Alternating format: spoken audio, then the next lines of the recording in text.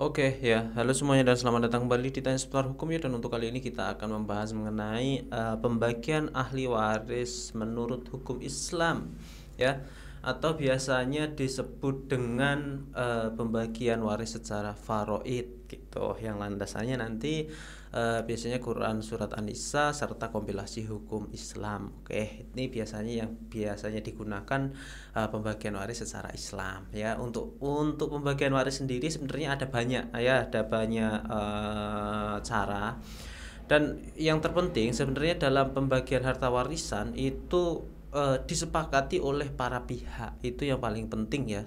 Yang paling penting disepakati oleh para pihak, bukan kok bagaimana tata cara membagi hartanya ya. Jadi untuk pembagian tata cara pembagian hartanya itu yang terpenting disepakati oleh para pihak, entah itu menggunakan hukum adat, mau menggunakan hukum BW ya, atau hukum perdata, atau menggunakan hukum waris Islam, itu terserah ya, atau dibagi rata kesepakatan bersama. Yang terpenting nggak ada sengketa di dalamnya, dan semua ahli waris itu sepakat seperti itu ya. Dan untuk kali ini kita akan membahas pembagian ahli waris, pembagian harta warisan secara faraid seperti itu. Untuk pembagian kan seperti yang sudah saya sebutkan tadi, ada banyak ya, pembagian secara hukum adat, ada juga pembagian secara hukum waris barat atau BW.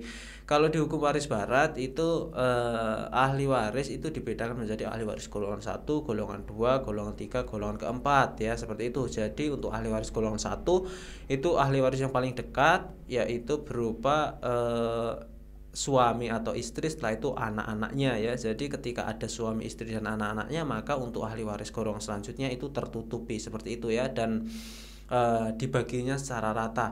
Berbeda halnya dengan pembagian waris secara faraid atau sesuai dengan kompilasi hukum Islam, yang untuk jatah porsinya masing-masing ahli waris itu sudah ditentukan berdasarkan rumusnya seperti itu. Yang untuk rumusnya tersendiri itu sudah ada ya. Biasanya untuk pembagian ahli waris secara faraid ini, misalnya anak perempuan jika hanya satu orang maka mendapatkan 2/3 bagian seperti itu ya. Bila ada 2 orang atau lebih maka mendapatkan 2/3 bagian. Kalau ada anak laki-laki maka mendapatkan 2/1 dan lain sebagainya. Itu yang disebut faraid seperti itu. Bagaimana prosedur pembagiannya? Untuk pembagian secara faraid ini sebenarnya mirip-mirip dengan BW sebenarnya ya. Ada golongan-golongannya sebenarnya ya di hukum waris Islam, di kompilasi hukum Islam. Namun pembagiannya memang sudah ada rumusnya. Kalau ibu, kalau janda, kalau duda itu harus mendapatkan 1/6, 1/8, setengah, 3/4, 2/4, dan lain sebagainya. Itu sudah ada rumus-rumusnya. Anda bisa lihat tersendiri untuk rumus-rumusnya, namun saya akan menjelaskan secara universalnya seperti itu. Untuk pembagian secara faraid itu ada 3 golongan ahli waris ya, seperti halnya golongan dalam hukum waris BW. Namun pembagiannya tidak rata, nanti mengikuti rumus yang sudah ditentukan di dalam kompilasi hukum Islam. Yang pertama yaitu pembagian ahli waris. Yang pertama, golongan pertama adalah dul faraid ya. Itu seperti halnya golongan pertama dalam hukum waris BW.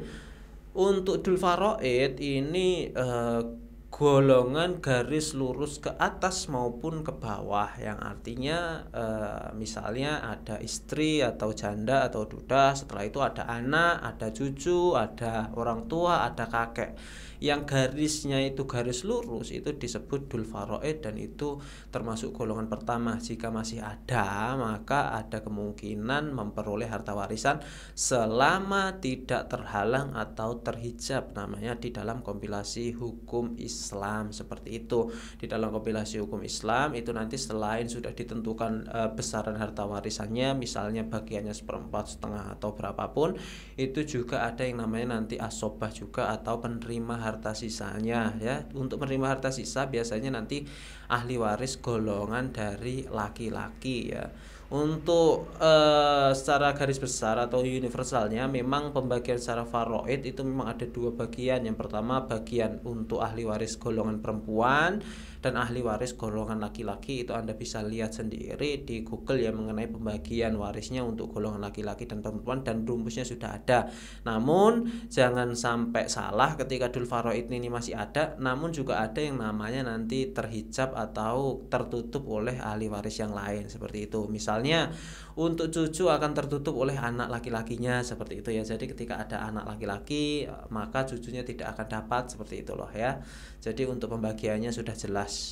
Yang pertama itu tadi golongan pertama atau golongan dul faraid, dan golongan kedua yaitu golongan asobah atau golongan penerima harta sisa. Untuk golongan asobah ini dapatnya kapan ya? Ini seperti halnya golongan 2 kalau di hukum waris BW. Ini untuk golongan kedua atau golongan asobah ini mendapat harta warisannya ketika golongan faraid atau golongan yang garis lurus ke atas atau ke bawah itu tadi sudah tidak ada. Misalnya seseorang pewaris itu tidak memiliki istri, tidak memiliki suami, tidak memiliki anak ya, tidak memiliki cucu. Karena tidak memiliki anak pasti tidak memiliki cucu ya, seperti itu.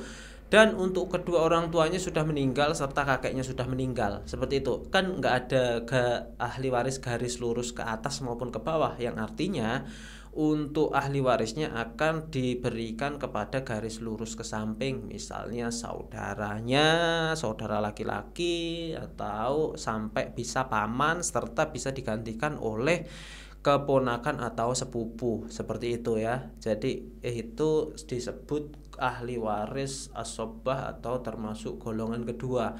Golongan pertama itu dul faraid dan golongan kedua itu adalah ahli waris asobah, seperti itu.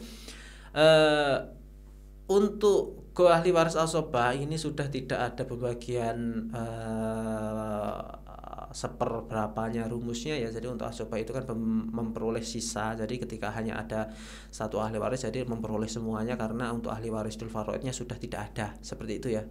Dan untuk yang ketiga yaitu ahli waris dul arham atau ahli waris yang lebih jauh lagi dari ahli waris menyamping, misalnya golongan sampai golongan ketiga atau keempat, bahkan bisa sampai golongan kelima. Jadi ketika sebuah pewaris itu sudah tidak ada lagi golongannya lagi, sudah tidak ada ketiga tadi, misalnya dul faraidnya nggak ada, sobah nggak ada, dan dul arhamnya sudah nggak ada, maka untuk ahli warisnya nanti akan diberikan ke lembaga amal, seperti itu sesuai dengan kompilasi hukum Islam. Namun di kompilasi hukum Islam karena menganggap dul arham ini sudah terlalu jauh jadi tidak digunakan, dan perlu dimengerti untuk sistem bagian ahli waris di faraid atau sesuai dengan kompilasi hukum Islam ini cenderung ke patrilinealan atau lebih cenderung menguntungkan pihak laki-laki ya. Jadi ketika pihak laki-laki itu masih ada, biasanya pihak perempuan akan terhijab atau tertutup oleh pihak laki-laki, seperti itu. Jadi untuk konsultasi Anda mengenai bagaimana pembagian harta warisan secara faraid dan lebih jelasnya, jadi langsung bawa kasus saja untuk konsultasi. Kita bisa nanti untuk bantu menghitung bagaimana tata cara dan prosedurnya untuk penanganannya, misalnya ada konflik dan lain sebagainya. Silahkan hubungi nomor WhatsApp yang ada di deskripsi video. Seperti itu saja, saya pikir itu cukup. Seperti biasa, semoga bermanfaat dan terima kasih. Assalamualaikum warahmatullahi wabarakatuh.